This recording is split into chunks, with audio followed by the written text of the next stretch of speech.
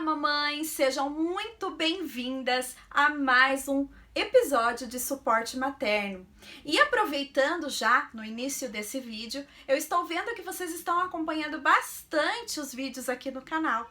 Então não esqueçam de se inscrever no canal, deixar o seu like, porque quanto mais ações vocês fazem aqui no meu canal, mais o YouTube impulsiona os meus vídeos para outras pessoas poderem também assistir. Então aproveita também e já compartilha esse vídeo com mais mamães.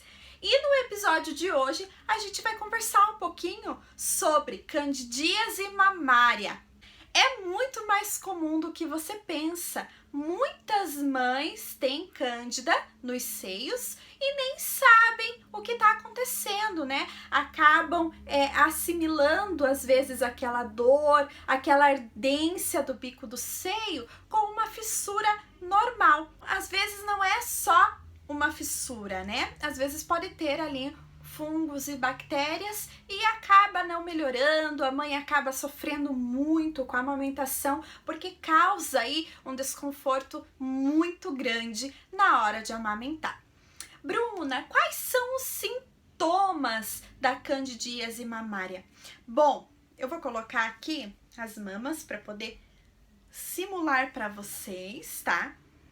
Então assim, a candidíase mamária ela se dá por alguns motivos. Então, antes de eu falar quais são os sintomas, eu vou falar para você quais são os motivos da cândida, tá? Muitas vezes o leite, né, o seio acaba enchendo, aquele leite acaba escorrendo e fica ali umedecendo o bico do seio, seu mamilo, o que acaba sendo o lugar perfeito para proliferação de bactérias, tá? Então, assim, por mais que a gente use às vezes só o sutiã, mesmo assim pode acontecer de abafar esse mamilo e aí é uma probabilidade maior de você estar desenvolvendo a candidíase, tá? Além, né, dessa questão aí do sutiã, de você ficar com o mamilo umedecido, né?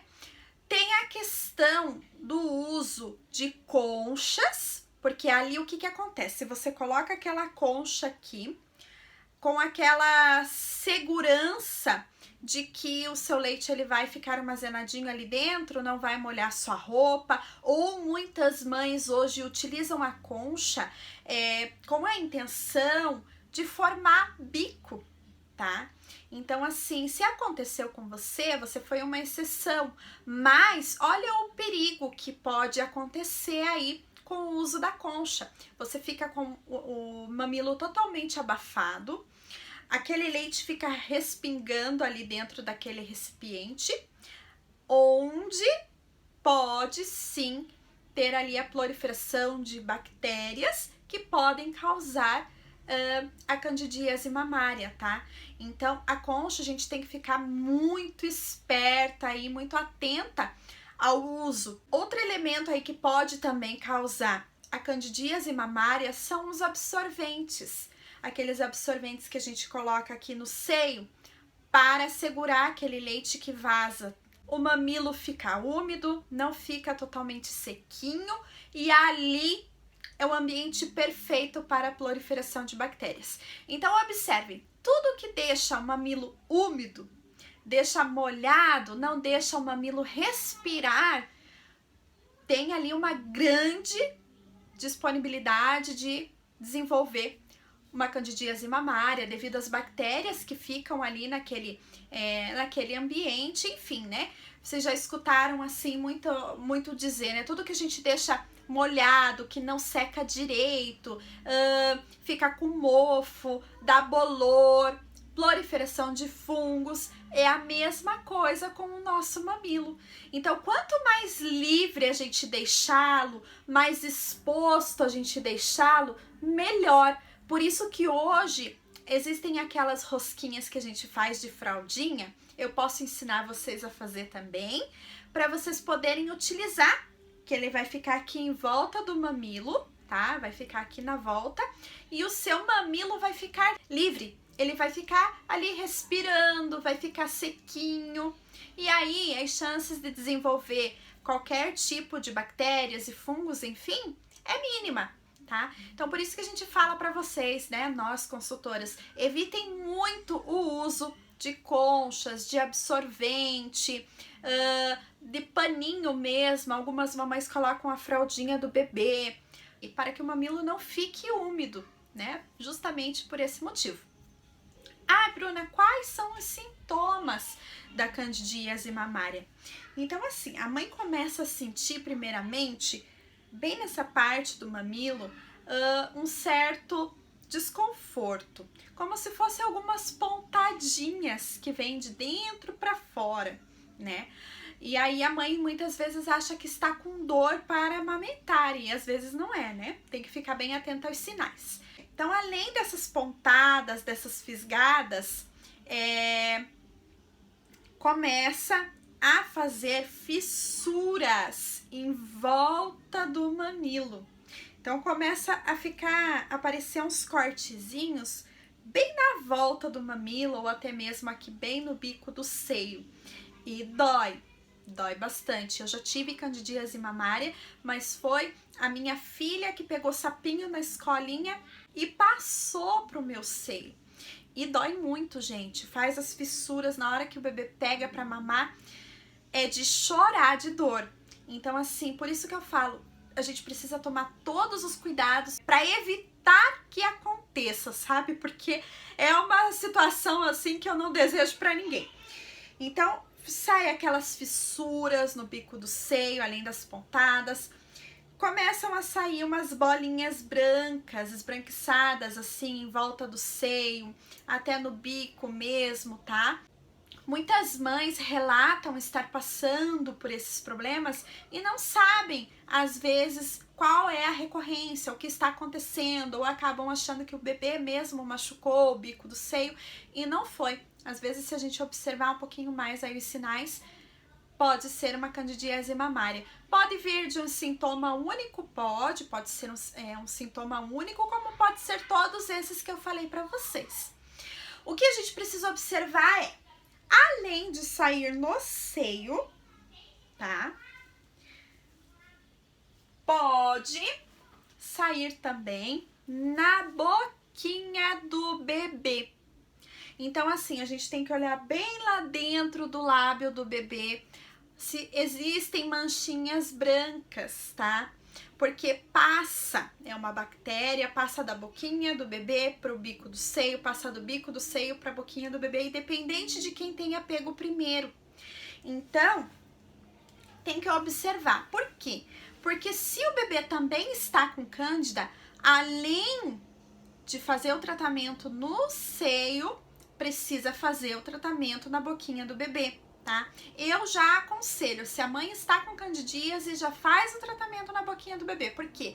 Justamente já para evitar que passe pro bebê, ou às vezes não aparenta nada, não tem nada na boquinha do bebê, e acaba que a mãe não consegue tratar a candidíase do seio, porque fica naquele ciclo de um passa pro outro, sabe?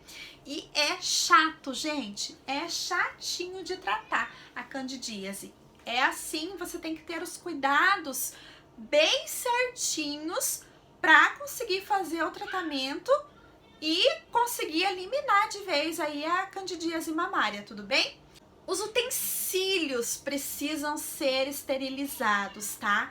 Aí muitas mamães cometem esse erro, às vezes vai no pediatra, o pediatra fala, não, mas não tem mais cândida, teu peito já tá bom, já tá tudo normal. Mas volta pra casa, a mãe continua sentindo aquela queimação, aquelas pontadas pra amamentar. E às vezes ainda tem um pouquinho, mas tem. Por quê? Porque às vezes a mãe não está fazendo a esterilização de chupeta, se o bebê usa. Toda vez que encostar a chupetinha na boca do bebê, tem que esterilizar. Às vezes o bebê usa mamadeira ou já tá na alimentação sólida, a colherzinha, o pratinho, o copinho, o que for. A mãe precisa esterilizar todos os utensílios que encostam na boquinha do bebê ou aqueles que encostam no mamilo. conchas, eu já vi mães que usam aquelas peneirinhas, sabe? Aquilo lá também precisa esterilizar. Eu já aconselho a nem usar mais, tá? O que a mãe levar ao seio, levar na boquinha do bebê, as mãos precisam estar bem higienizadas, tá? Toda vez que for ter contato com o seio, contato com a boquinha do bebê, precisa, gente, precisa esterilizar. Água fervidinha, jogou lá dentro 5, 10 minutinhos, ok. Outra coisa que as mães costumam pecar bastante quando se trata de candidíase mamária é o remedinho. Então, às vezes o nenê tá fazendo uso do remedinho e aí vem aquele conta-gotas. A mamãe encosta o conta-gotas na boquinha do bebê e fecha o remédio. O que acontece? Mas além de você estar recontaminando ali a boquinha do bebê, você vai estar contaminando todo o remedinho. E aí, ó, não vai adiantar nada. Por quê? Porque você encostou o remedinho na boca do bebê, você encostou o remedinho no bico do seu seio. E aí, você contaminou o remédio. Então, a bactéria, ela vai estar dentro daquele remédio. E aí não vai resolver o seu problema, tá? Normalmente, o que as mães usam neste caso é a anistatina, né? Eu sempre aconselho também, tem a violeta gensiana, acho que é esse o nome. Eu acho que é esse bem certinho. Ela é muito boa também, é muito eficaz no tratamento de candidíase, tanto na candidíase mamária quanto a candidíase na boquinha do bebê. Só que mancha, a violeta ela mancha assim a boquinha, fica toda roxa, fica roxo no que ela encostar. Em toalhinha, o seio, fica roxo no sutiã. Então eu já aconselho, se for utilizar a violeta, tem que usar roupa velha, tem que usar utensílios velhos, porque elas vão entrar em contato com a violeta e acaba manchando, tá? A pigmentação dela é muito forte. E vai ficar uns dias a boquinha do bebê roxa, vai ficar uns dias o seu mamilo também. Então, assim, ela é muito eficaz, ela é muito poderosa, é remedinho, ó, de antigamente. As vovós utilizavam e tinha bastante resultado, e ainda tem. Eu, inclusive, quando minha filha teve, eu tratei com a violeta e foi, assim, excelente. 2, 3 dias, já não tinha mais nada. Então, foi muito bom mesmo.